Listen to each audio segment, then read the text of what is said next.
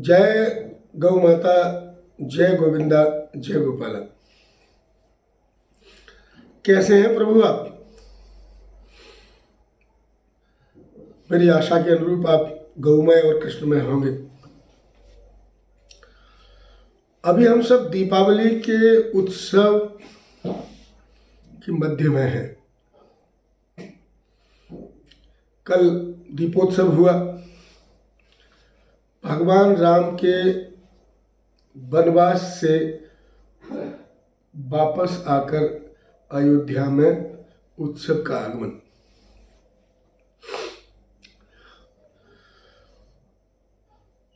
वैसे तो हम सब अगर सामान्य दृष्टि से अगर रामचरितमानस को पढ़ें तो भगवान राम को जो वनवास दिया गया, ऐसा मानते हैं कि वो मां कैकेयी की हठ धर्मिता थी। लेकिन क्या आप जानते हैं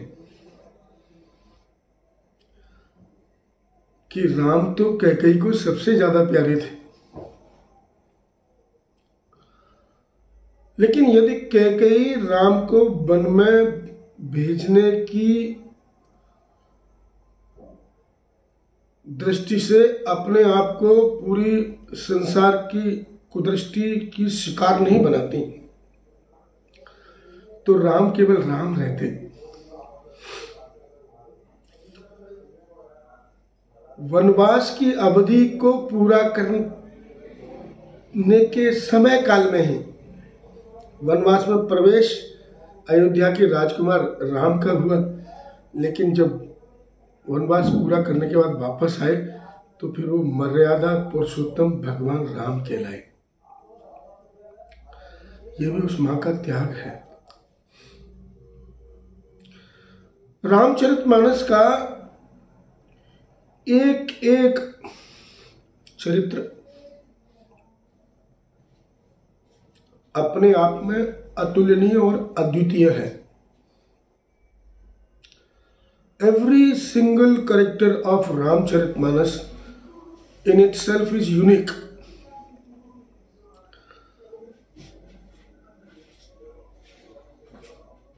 महाराजा दशरथ का प्रजा के प्रति प्रेम,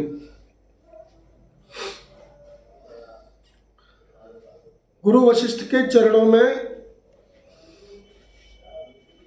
पूरा समर्पण,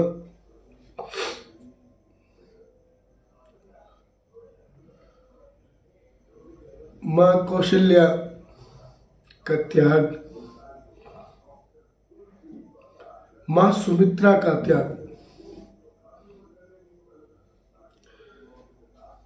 और कैकेयी का त्याग तो सबसे बड़ा है, क्योंकि उन्होंने राम को मर्यादा पुरुषोत्तम भगवान राम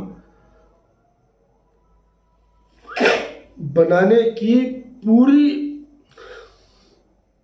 प्रक्रिया में जो विष उत्पन्न हुआ उसको स्वयं ग्रहण किया।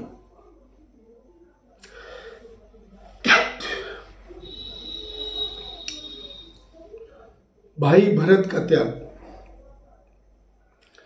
लक्ष्मण का त्याग, सीता मैया के महलों के सुख को छोड़कर अपने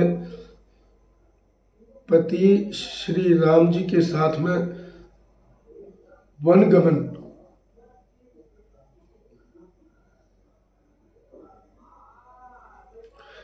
ऐसी धरती पर जन्मे हैं आप।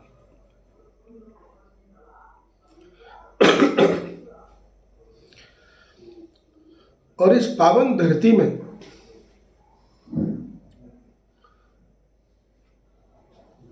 जो कुछ भी घटित होता है वह बहुत दिव्य होता है। It extends up to divinity. इसलिए तो हम कहते हैं कि जब भारत में रामराज आएगा तब आनंदित होंगे हम। ये तो भगवान राम वन को नहीं जाते। तो न जाने कितने उनके ऐसे भक्त थे जो उनकी प्रतीक्षा में थे, उनसे उनका मिलन कैसे होता। केवट से मिलना कैसे होता। निषाद राज केवट तो उन्हीं की प्रतीक्षा में थे।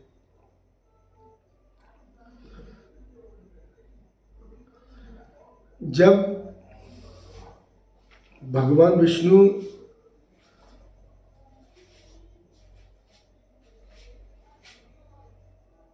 शेषनाग की सैया पर लेटे होते हैं,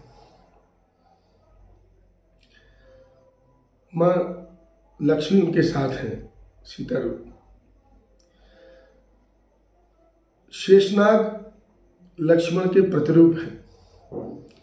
एक कछुआ बड़ी श्रद्धा से उनके चरणों की ओर आता है, लेकिन शेषनाग बार बार उस पर एक डराने वाला आक्रमण करके उसको अपने से दूर करते रहते हैं। लेकिन उसकी भक्ति का प्रादुर्भाव देखिए कि वही केवट के रूप में जन्म लेते हैं, वही शेषनाग लक्ष्मण के रूप में होते हैं। लेकिन जब निषाद राज केवट से जब राम का मिलना होता है तो लक्ष्मण कुछ नहीं कर पाते। आज केवट की तपस्या पूरी हो गई। भगवान राम उससे नदी पार करने के लिए निवेदन कर रहे हैं। जो भवसागर पार कराने वाले हैं वो एक छोटी सी नदी को पार करने के लिए उसकी सहायता लेने के लिए आए। और केवट ने भी इस मिलन का पूरा आनंद लिया। He enjoyed, he exploited every single minute of this great मिलन।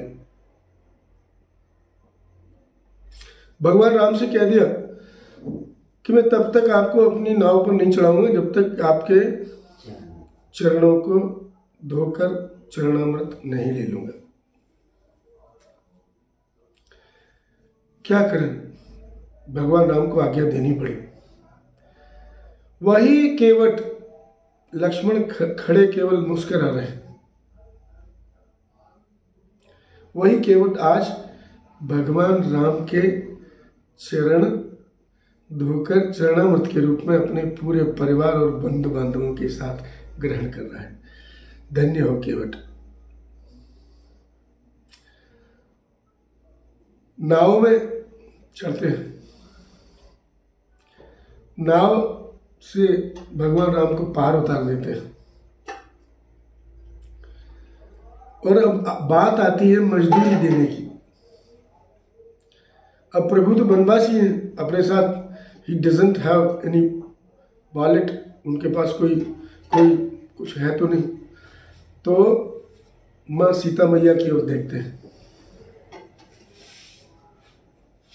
और दोनों के बीच का जो कोऑर्डिनेशन है, जो समन्वय है पति पत्नी के बीच में, राम और सीता के बीच में, उसको देखिए।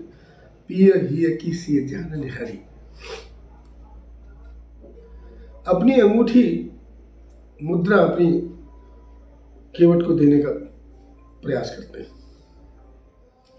और केवट कितने सुंदर बात कहते हैं, प्रभु मेरी सेवा स्वीकार कर लीजिए, मैं उतरा ही नहीं लूंगा। प्रभु जब इंसिस्ट करते हैं, जब बहुत दबाव डालते हैं कि ये घोड़ा अगर घास से यारी करेगा तो खाएगा क्या, तो केवट कहते हैं नाई से न नाई लेत, धोबी से न धोबी लेत, देके यो मजूरिया जाति को न बिगाड़िए। आज आए हो मोरे घाट तो पार में उतार दीनो, जब मोर आऊंगा तोरे घाट तो पार मोहे उतारियो। जय गोविंदा, जय गोपाला, जय गोमाता, जय राधा माधव, जय हो।